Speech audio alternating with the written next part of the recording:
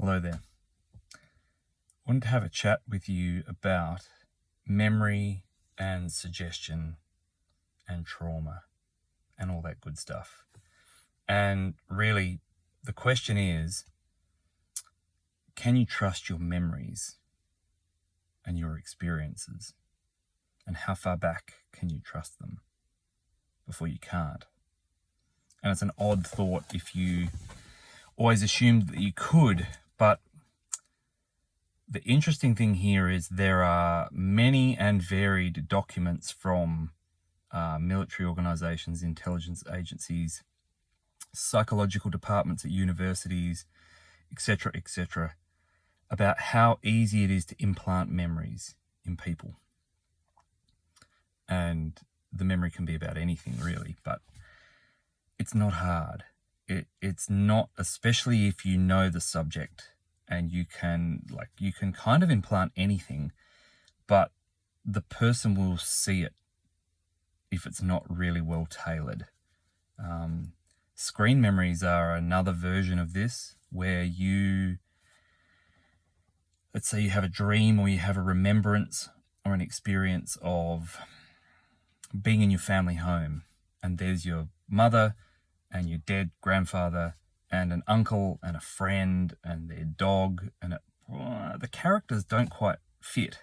You've had those dreams, right? The characters don't fit. And it's your grandparents' home, or it's your old home on such and such street, but it doesn't feel correct. It looks correct, but then when you move, there's like dilation, distortion. It's all a bit, doesn't quite work. But it's just a dream, right? And you figure it's just a dream. It's not a big deal. Everything's a bit wonky in a dream. That's a screen memory, most probably. And it'll be hiding the location that you're in, where this thing's going on. It'll be hiding the beings or the people that you're interacting with. That's what you're remembering, what you're seeing is not what's going on. They've taken frequencies of images from your memory, wherever that's hidden. Remember, it's not in the brain or the mind or the spinal cerebral fluid. They can't actually find memory in the body at all, anywhere. They have no clue where it is. Neither do I. They find your memory stack and they take images out of there and plaster them onto things. I don't know who are we talking about, they, but not you. What I mean by they is not you. This is what's going on. It's a very regular thing, particularly with alien encounters, UFO encounters, secret space program, super soldier, military slave stuff. People think they're out saving children and they're actually out enslaving children. It's a very common technique. It's easy to do. It's easy to do because unless you're conscious, there's this trick about our sensory perception systems. Not just, when I say in here, I don't just mean three-dimensional in here. I mean at pretty much any layer in here, in this construct, in this matrix. That would include your idea of 5D, probably your idea of 7D. Like, if it's in this box, this is how it works.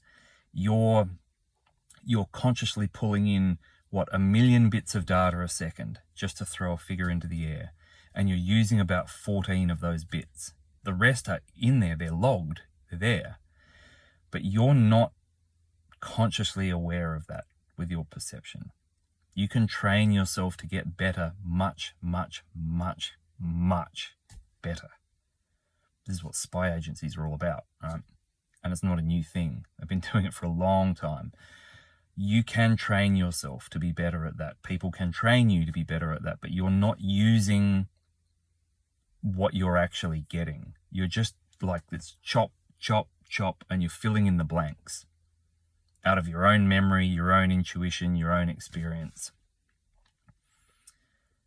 That's how we're operating here. That's not how it has to operate in here. You can level yourself up past that, but that's autopilot level. And so the power of suggestion works really well in there, because as soon as I suggest pink elephant, and it's not like it's don't think of the pink elephant, but you've got all these things that fire off. There's something about elephants you remember. There's something about the color pink that you remember. There's something about the way their toenails are in their feet. There's something about the skin that sets off a memory of it's this complex web of non-linear stuff. And we're always trying to process it in a linear, simplistic way, but it's like true chaos theory, right? Is not like these chaos magicians and this weird, it's not what you think it is. I mean, chaos theory is non-linearity. It does not work in a straight line from A to B. It goes from A to J, and then back to D, and then off to Z, and then into the Phoenician alphabet, and then back and across to the glyphs of Mandarin, and then back to Z, and then up to C, and then that's non-linearity. That's how everything works in here, and it's complicated. And there are ways to see it simply, but you've got to pull back. You've got to be broad vision on that. And because of that, you're really easily programmed. Humans are very suggestible when they're not conscious, when they're just operating unconsciously, hugely suggestible.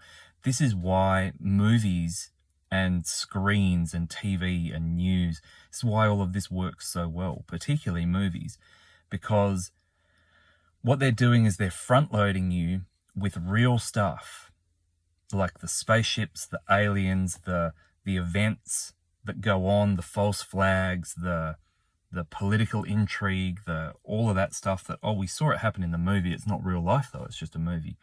The emotional deceptions, but particularly the technology and the way things really work, the sci-fi stuff, the military stuff, that's all real to a point.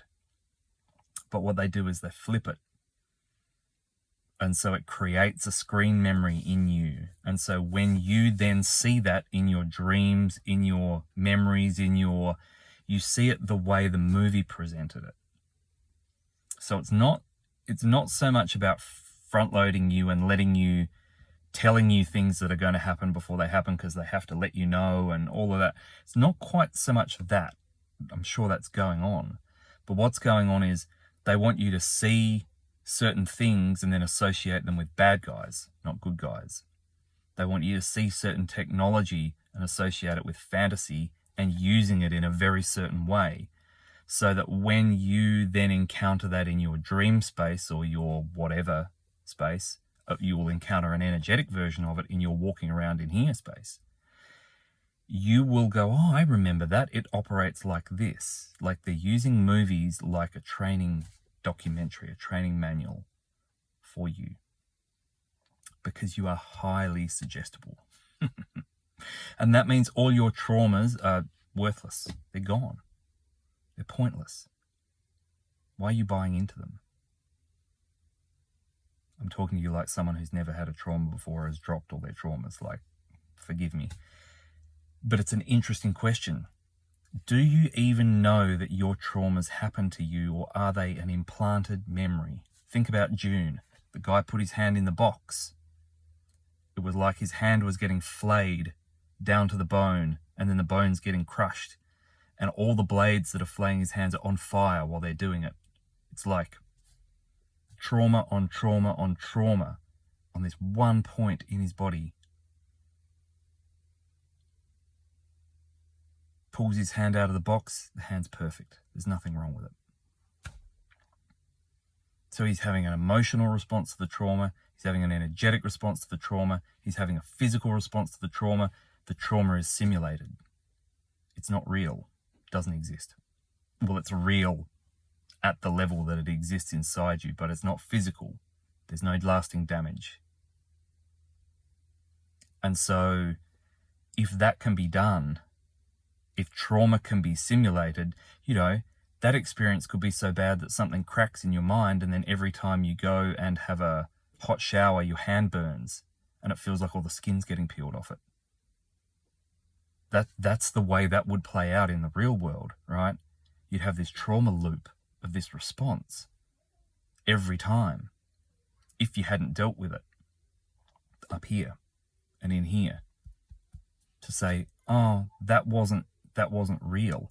Like, what I experienced was real, but it wasn't actually what was happening. I got faked out. So this is where you say, but my trauma was real. I can remember it happening, and it was brutal, and it was this, and it was that. And yes, that's true. But if I could tell you, if I could show you how all of that was cooked up as a screen memory for you and it wasn't real, would you be able to let go of it? Has the trauma, is it so deeply embedded in your system that if I showed you the script that was written for it, how it was played out, where you were wheeled into the facility to put the thing on your head, the missing time that was there, video footage of them downloading the trauma memory into you, if I could prove to you beyond a shadow of a doubt that your worst and most deepest and deeply disturbing trauma that's disturbed your whole life with your nervous system and your behavior and if I could show you that it was implanted in you, would you be able to let go of it? As fake, someone just having a go at you. And if that's the case, then would you be able to let go of it anyway? Because if you could let go of it if it was fake, why are you holding on to it if it's real? What's it doing for you? It's holding you back. It's stuffing you up. It's making you behave in a very predictable way. It's training.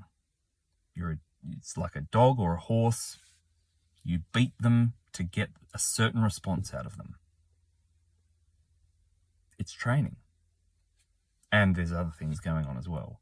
So if it was possible that you could see that it was fake and let go of it, then that means even if it was real, you could let go of it. Because like there's stuff around, the body wants to heal. The body's this amazing thing. And it's only energetic pathways and alignments and memories and ideas that stops the body healing. And if you can shift those energetic pathways and ideas and beliefs and remove them, then the body will just heal. And then it's like the hand pulled out of the box and all the flesh is on the bone again. Body just healed instantly. So where's the trauma? But I had the experience and so I'm traumatized by it. Okay, that's true. But is that who you want to be? Because it could be a screen memory. How do you know? Just because everyone around you told you that thing happened to you, is this a Truman Show? Like until Truman twigged at the age of whatever he was in the Truman Show movie, 40, he'd been told all these experiences that had happened to him, and he lived his life as if they were true. There's a documented case of two guys in France being bitten by a dog in the 1870s, a rabid dog. One guy found out it was rabid, thought he had rabies. He died of rabies within 3 months. The other guy, once his wound was treated, got on a ship and he went to the United States for years. Didn't get sick, it was all good. When he came back to France, a decade later, he found out the other guy, his friend who'd been bitten by the dog, he found out he died of rabies within 3 months. He started displaying symptoms. He was dead within a couple of weeks. And he was trying to bite people in the hospital because that's what happens when you have rabies. And this is the kicker, one of the orderlies in the hospital said to him, because they couldn't work out what was going on, and then they kind of twigged, and one of the orderlies said, no, when adults have rabies, they don't try and bite people, they try to punch them. He stopped trying to bite and he swung his fists around at anyone who came near him for the next 3 weeks, 2 weeks, however long it was, until he died from the symptoms of hydro, whatever you call it, from rabies. Suggestibility, placebo, this stuff is real in here. And so let's start using it. I mean, I've been working with people around this and having really amazing results. Because if someone can program you, you can reprogram yourself to be stronger than that story, more flexible than that story, better than that story, and improve your situation dramatically. Okay. Lots of love.